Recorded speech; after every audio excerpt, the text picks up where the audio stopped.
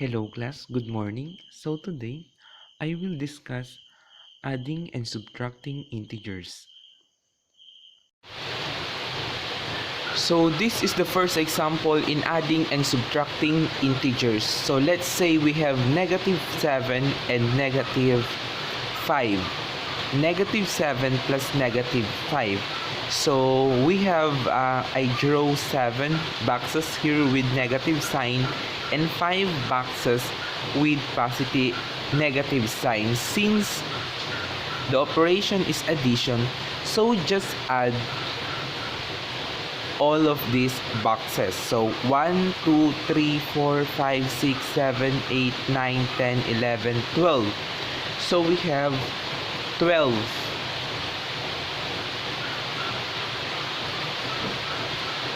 I will not draw it anymore. I will just write 12.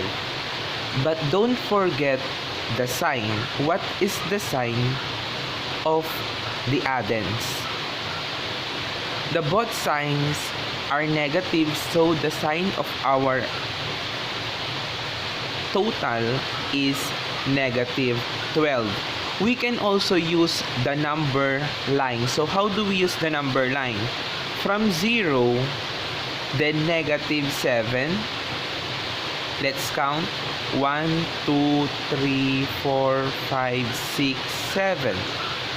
Okay, from 0, -7. Then move again 5 times to the left because it's -5. 1, 2, 3, 4, 5. So this is the answer, -12. Okay, so that's it. -7, that's why we move from origin to the left because it's negative.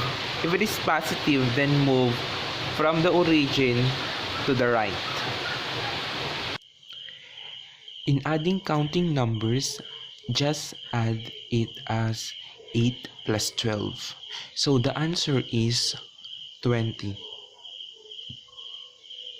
It's up to you if you will put the positive sign, but most of us do not put the positive sign because it's obvious that if there's no negative sign, then the number or the integer is a positive one.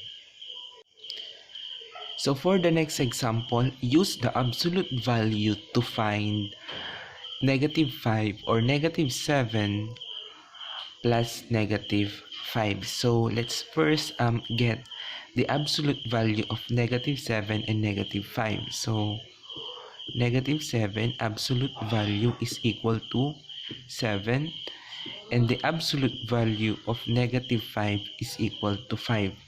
And the next step is add the result. So 7 plus 5, the answer is 12. And on the third step, annex the sign of the addends. So what is the sign of the addends? Negative. So the answer is -12. Another example is what is 5 plus -7. So we can use the circle with positive and negative sign. Since 5 is positive, we have circles with 5 positive, and since we have -7 circles, 7 circles with negative sign. So as you can see, we pair the positive and negative because when you add positive 1 minus -1, the answer is 0. So when you add the opposite, the positive and negative integer, the answer is 0. So we can proceed. So these are the pairs, and we have 2 left. So we can cancel this 0, 0, 0, 0, and 0. So what's left is 2 negative.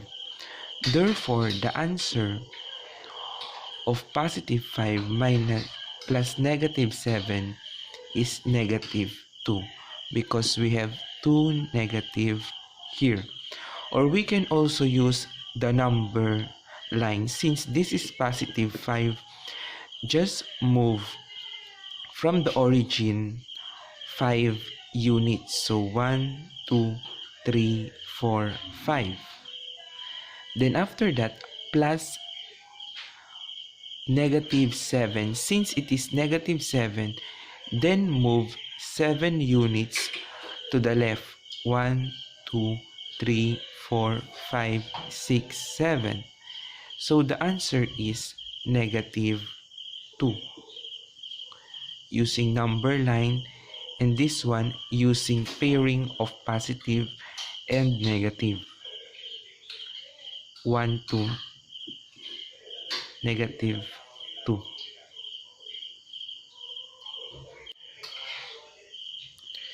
So next example, what is 8 plus negative 5? So I draw 8 squares with positive sign and 5 squares with negative sign.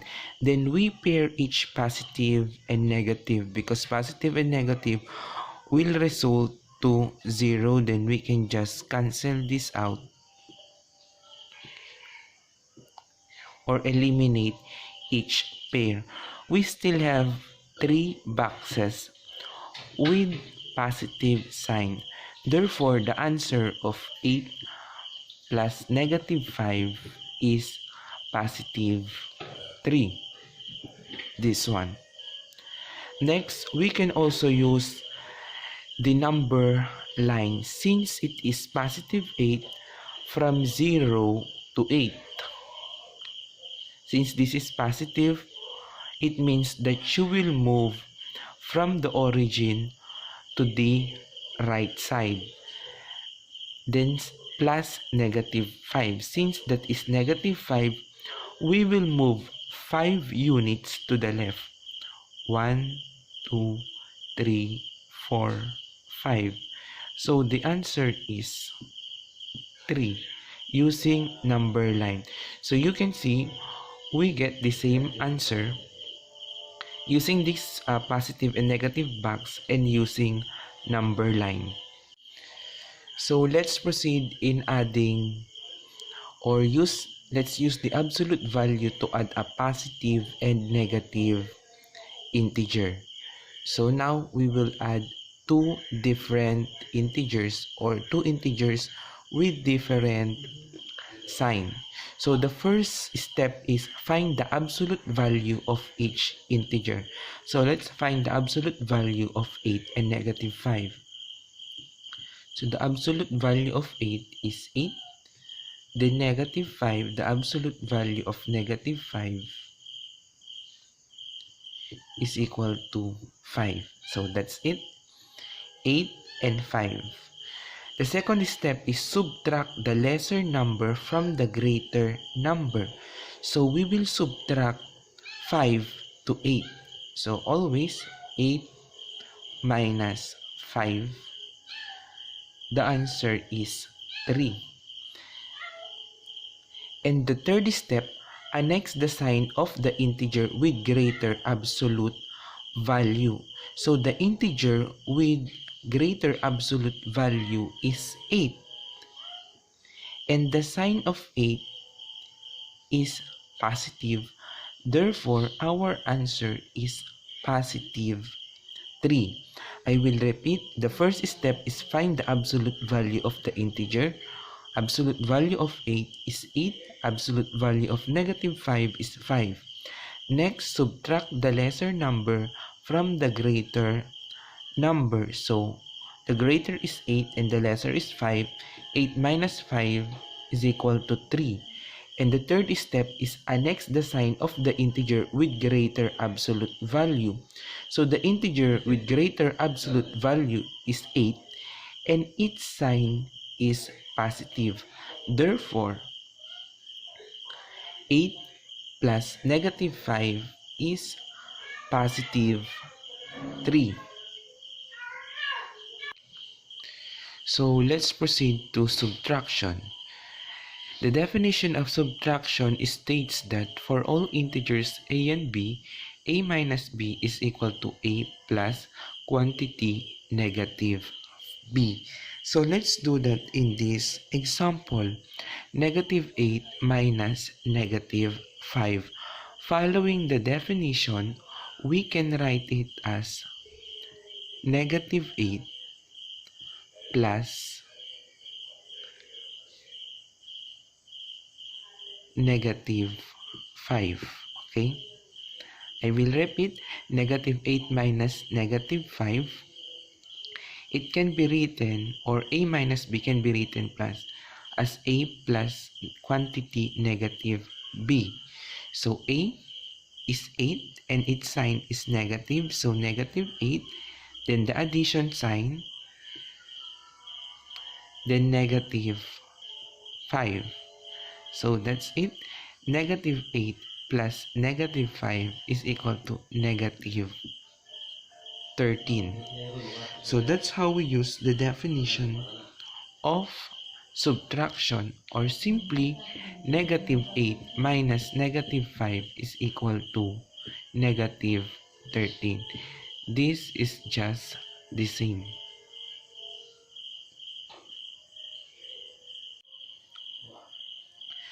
So let's solve this problem by using the number line. Negative 2 minus negative 5. So negative 2, 0 to negative 2. This is negative 2. Minus negative 5. It means that in subtraction, if the subtrahend is negative, you will move 5 units to the right. And if the subtrahend is positive, you will move 5 units to the left. I will repeat. When the subtrahend is positive, move to left. Subtrahend is negative, move to right. So negative 2 minus negative 5. Since the subtrahend is negative 5, therefore we will move 5 units to the right. So from negative 2, 1, 2, 3, 4, 5. So in this one,